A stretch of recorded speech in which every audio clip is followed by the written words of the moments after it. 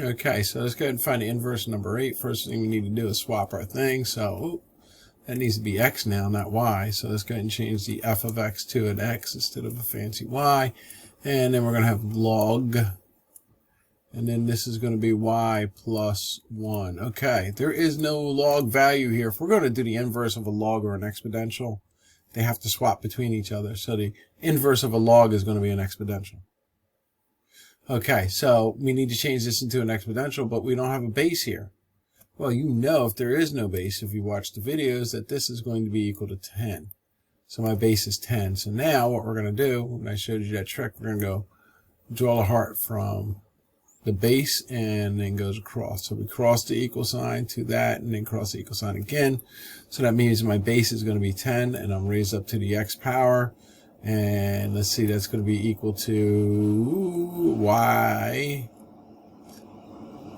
plus 1. So if I'm solving for y, I get my inverse. When I get y by itself, it's going to be 10 to the x power plus 1. And now I can do AHK again. So if my a is equal to 1, that means I don't have a flip, so I'm not worried about that. My h is equal to 0, so I'm not worried about that. And my k is equal to plus 1, so that's going to be the asymptote. Okay, so let's do our domain and range. There is no restriction on the x value I can put in. All the x values are going to be covered because this is a growth equation. So the growth equation, remember, goes like this. So the domain is all real, and you can see the range is going to, well, in this case, it's going to be at positive 1, not at the x-axis, but at positive 1, and go off to infinity. So let's go ahead and fill this in down here. Domain, double bar R, all real, and then the range goes from our k, which is going to be 1, and we can't touch that, and it's going off to infinity. If we run it as an inequality, x has to be greater than, cannot be equal to, 1. Okay, so now we need to prove the following here. We need to prove it, and you're going to, and you must use g of f of x, or f of g of x. So if I look at this one, right, it's going to be much easier to replace 1x versus 2. So we're going to do g of f of x in this case. So g of f of x. The other way will work. It just takes a little bit more work to do. Okay, so now I'm taking this f of x and I'm putting it in where that x is. So what we have, we're going to have the square root of 2. And then I'll do the f of x in red. So that's going to be x squared plus 6x plus 10.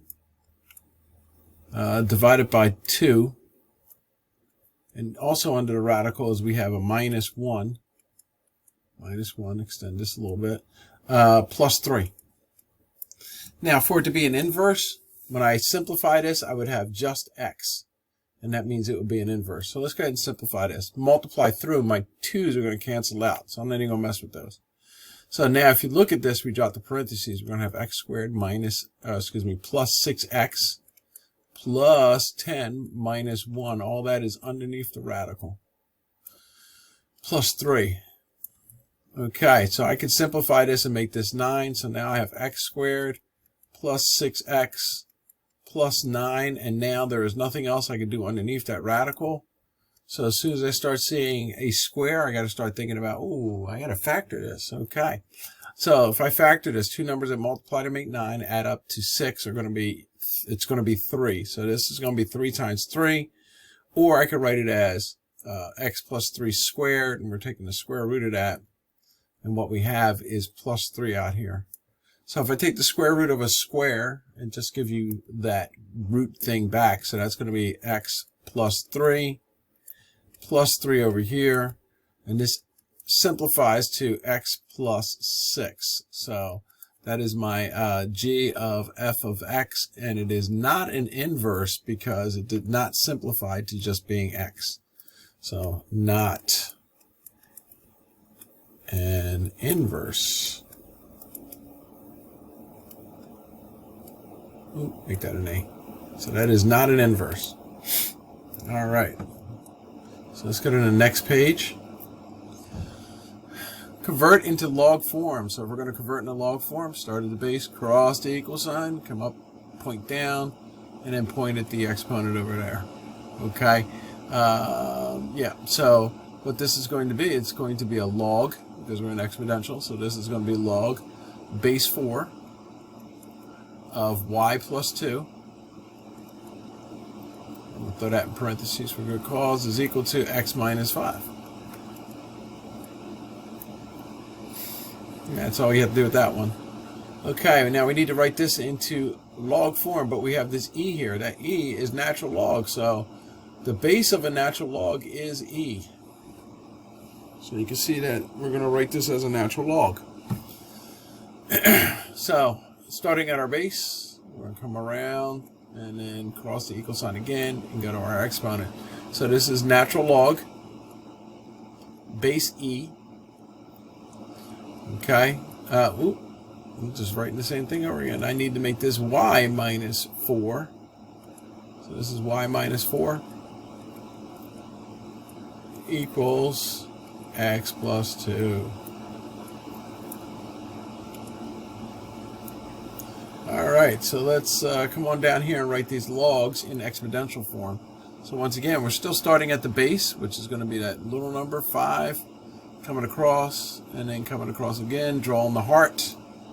Okay, so this is a 5, and then our exponential is going to be x minus 6, and that's going to equal 4y plus 2. All right. So this is an exponential form. So now we need to write this in exponential form. Natural log, once again, base e. So we go e across and then across. So we're going to say this is e to the 3x plus 2. And that's going to be equal to 5y plus 1. Okay, as I told you during the week, we're going to set these up, but you don't have to solve them. So you got to know your formulas, right? So this one is compounded annually. So this is compound interest compounded annually. So what we're going to have is we're going to have the annuity A equal to P, which is this. This is P. So that is the amount we invest. Okay, I want to get my investment back. I don't want to lose money. That's why that 1 is there. Plus our rate. Our rate is over here in percentages, right? But we got to change to a decimal. So this is 0.031 in decimals. And then times the time. In this case, it's going to be 10 years. And that's going to be T. So all we have to do is do our setup for this. So A equals 3,500. And then it's going to be 1 plus 0.031. And we're going to do it, compound it 10 times. Okay, so this is only compounded annually. If it was monthly, you would have to do 10 times 12, 120. But then you got to divide that rate by 12 and not just leave it as 0.13. Because it would be compounded monthly.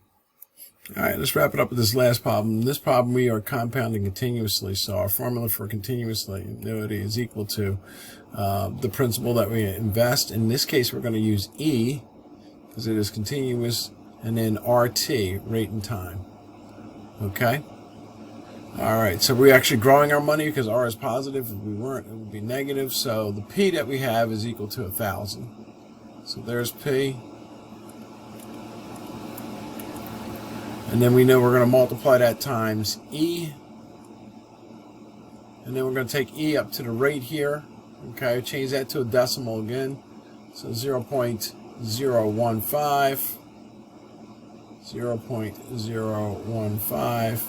And then we're going to multiply that by the time that we have, 8 years. So that's going to be 8.